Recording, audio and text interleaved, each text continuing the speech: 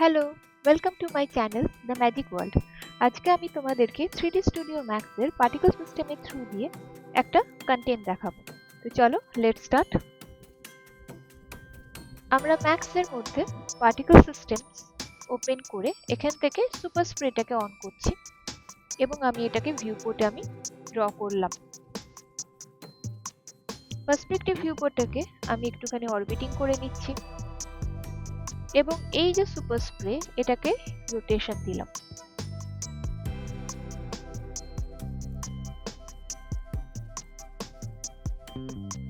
Particles যেহেতু আমি use করছি তাই আমাকে প্লেহেডটাকে না ব্যবহার করলে আমি পার্টিকলসের এমিশনটা বুঝতে পারবো না। এরপরে হচ্ছে আমি মডিফাই প্যানেলে যাব, ওখান থেকে এই যে পার্টিকলসের কিছু প্যারামিটারস আছে সেগুলোকে কিছুটা চেঞ্জ করব। প্রথমে বেসিক প্যারামিটারস থেকে তার স্প্রেডিংটাকে চেঞ্জ করছি, অফলাইন থেকে তার স্প্রেডিংটাকে আবারও চেঞ্জ করলাম, পার্টিকেলের নাম্বারটাকে কিছুটা হলেও বাড়াচ্ছি, পার্টিকেল জেনারেশনসে গিয়ে এমিশন স্টপটাকে আমি করে দিলাম 80 অথবা 100, লাইফ করে দিলাম 80। তাহলে জিনিসটা এরকম লাগছে। নেক্সট যেটা করব, পার্টিকেলসের কোয়ান্টিটি আমি আরেকটু বাড়িয়ে দিলাম। এবার আসবো পার্টিকেলের টাইপ। তার আগে পার্টিকেলের সাইজটাকে একটু হলেও বাড়াবো। একবার রেন্ডার করে দেখি কিরকম দেখতে লাগে। জিনিসটা এরকম দেখতে লাগছে। এখানে যে পার্টিকেলস গুলো এমিশন হচ্ছে সেটা হচ্ছে ট্রায়াঙ্গেল শেপ। আমি এখানে যে কাজটা করব, এই ট্রায়াঙ্গেল শেপের জায়গায় আমার পার্টিকেলসের থ্রু দিয়ে কোনো ইমেজ এমিশন হবে। ইমেজের মধ্যে থাকতে পারে সেটা কোনো লিফ অথবা কোনো ফ্লাওয়ার্স, সেটাকে আমরা অ্যাজ এ পার্টিকেল হিসেবে এমিশন করব। তো সেটা করতে গেলে আমাকে ফটোশপটাকেও কাজে লাগাতে হবে। আমি ফটোশপ ওপেন করলাম, ওখান থেকে আমি এই লিফটাকে ইউজ করছি। এই লিফটার ব্যাকগ্রাউন্ডটা অলরেডি আমার ট্রান্সপারেন্ট, সেই ক্ষেত্রে আমি লিফটাকে সিলেকশনস করছি এবং করে এটাকে কাট করে নতুন একটা লেয়ারে পেস্ট করছি এবং এখান থেকে গিয়ে ফাইলে গিয়ে এটাকে আমি এক্সপোর্ট করে সেভ ফর ওয়েব লিগাসিতে গিয়ে এটাকে পিএনজি ফাইল ফরম্যাটে সেভ করলাম।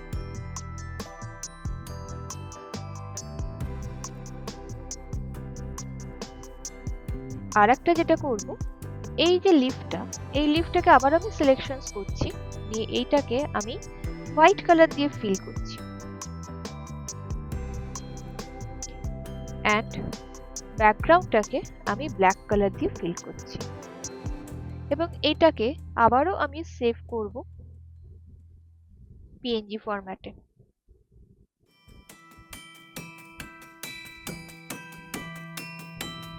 নেক্সট ম্যাক্সে এলাম।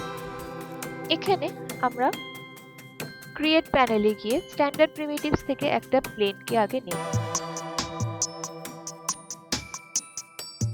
এবং এই প্লেনটার মধ্যে আমি ওই লিফটাকে অ্যাজ এ মেটেরিয়াল হিসেবে ফেলবো।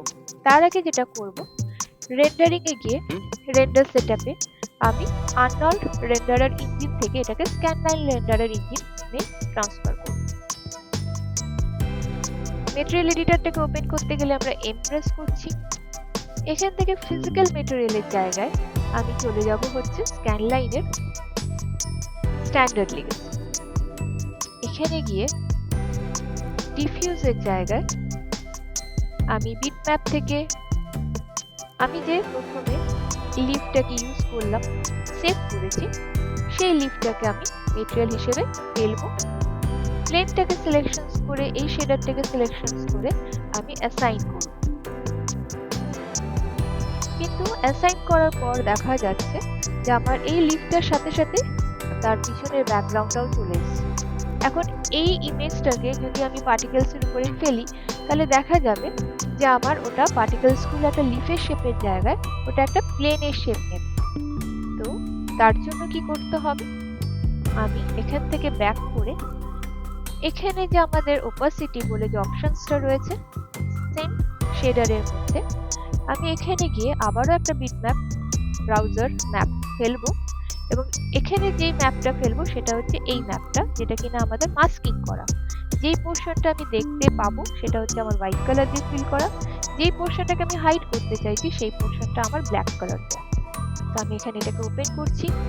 দেখো যেই মুহূর্তে করলাম সেই মুহূর্তে আমার এই শেডারের মধ্যে শুধুমাত্র লিফটাকেই দেখা যাচ্ছে, আমার ব্যাকগ্রাউন্ডটা অটোমেটিকলি এটা হাইড হয়ে গেছে।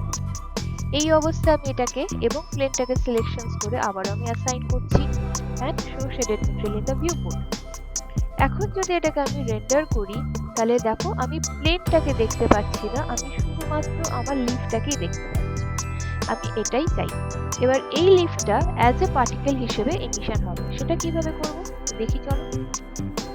এরপরে যে কাজটা হবে যে আমি এই পার্টিকেলসটাকে সিলেকশনস করলাম, মডিফাই প্যানেলে যাচ্ছি, ওখান থেকে পার্টিকেল টাইপস এর মধ্যে আমি যাব হচ্ছে ইনস্ট্যান্স জিওমেট্রি এবং এই ইনস্ট্যান্স জিওমেট্রির মধ্যে ইনস্ট্যান্সিং যে প্যারামিটারস রয়েছে সেখানে লেখা আছে পিক অবজেক্ট। পিক অবজেক্ট বলতে এখানে আমার প্লেনটা, যেটা কিনা আমি অ্যাজ এ পার্টিকেল হিসেবে দেখাতে চাই। তো আমি পিক অবজেক্টকে সিলেকশনস করে আমি এটার উপর ক্লিক করব।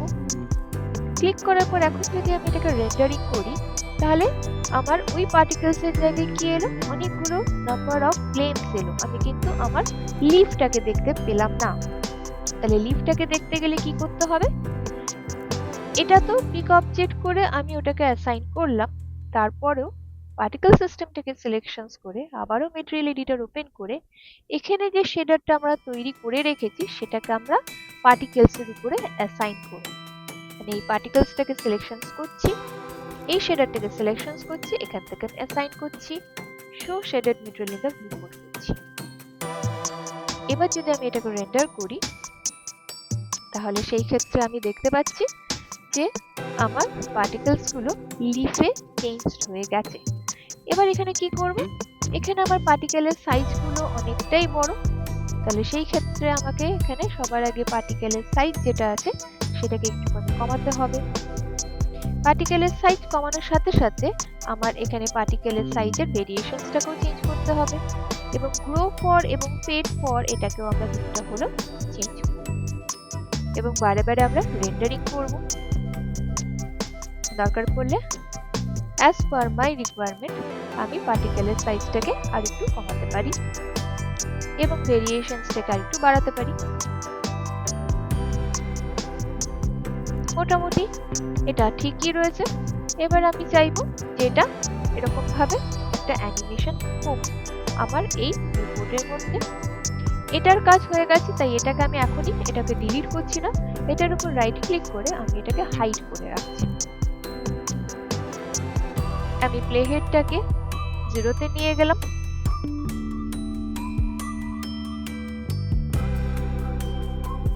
নাম্বার অফ পার্টিকেলসটাকেও একটু কমিয়ে রাখি।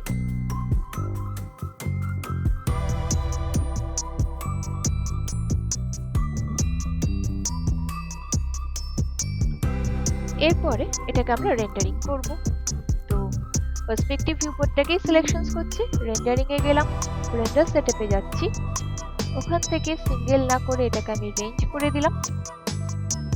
এটাকে মোটামুটি আমি একটা এইচডি ফাইল সাইজ নিচ্ছি, এটাকে আমি সেভ করছি রেন্ডার আউটপুটের থ্রু দিয়ে।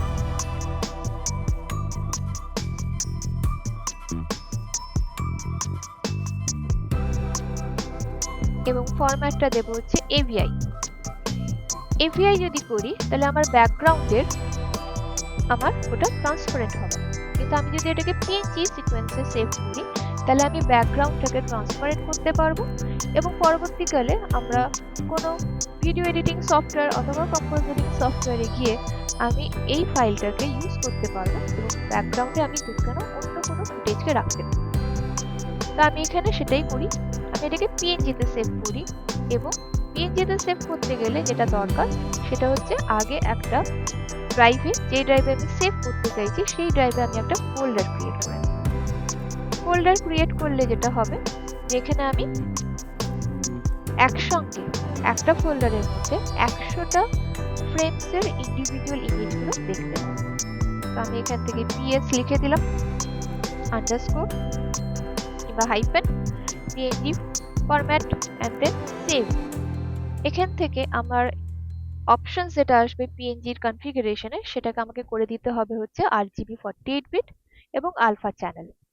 এগুলোকে ওকে করে দেবো অ্যান্ড দেন রেন্ডার। তো আমাদের রেন্ডারিং 3D স্টুডিও ম্যাক্সে কমপ্লিট হয়ে গেছে।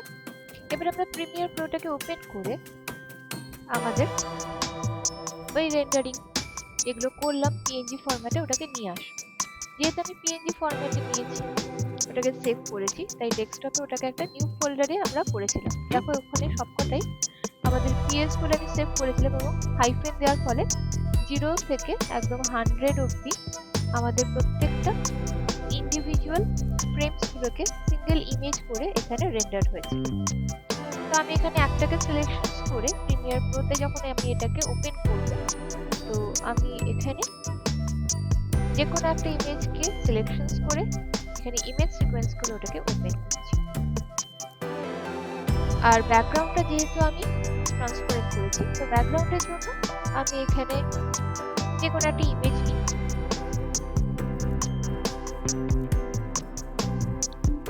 আমার এখানে যে কোনো আমি একটা ইমেজ নিচ্ছি।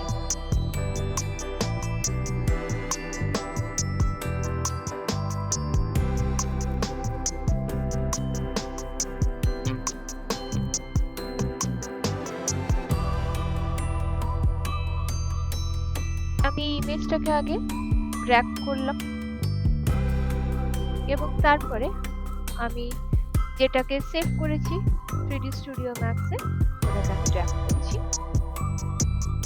যেহেতু ওটা আমার 120 সেকেন্ডের, তাই জিনিসটা এরকম। এটা থেকে আমি এই 120 সেকেন্ডেরই একটা আমি ভিডিও ফুটেজ পাবো। এটাকে আমি কিছুতেই টেনে বড় করতে পারবো না, টাইমটাকে এক্সটেন্ড করতে পারবো না। তো সেই রেসপেক্টে আমি ইমেজের সাইজটাকে, ডিউরেশনটাকে একটু কমিয়ে দিলাম আর এটার পজিশনসটাকে একটুখানি নিচে নামিয়ে দিই।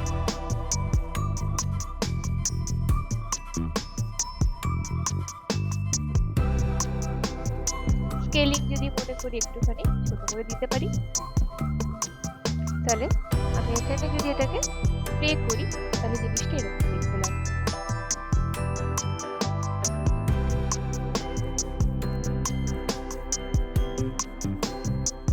এখানে আমাদের পার্টিকেল সিস্টেমের থ্রু দিয়ে আমরা এই ইমেজগুলোকে তৈরি করলাম লিপসটাকে, আর পুরোটাকে কম্পোজ করেছি আমরা প্রিমিয়ার। আমরা এরকম ভাবে কিছু পার্টিকেল সিস্টেমের থ্রু দিয়ে এরকম কিছু ট্রানজিশন এফেক্টস বা এরকম কিছু এফেক্টস আমরা ক্রিয়েট করি। সো আই হোপ যে তোমরা এই কন্টেন্টটাকে এনজয় করলে এবং এই কন্টেন্টটাতে দেখে তোমরা নিজেরাও কিছু বানাবে। See you in the next video. Till then, goodbye.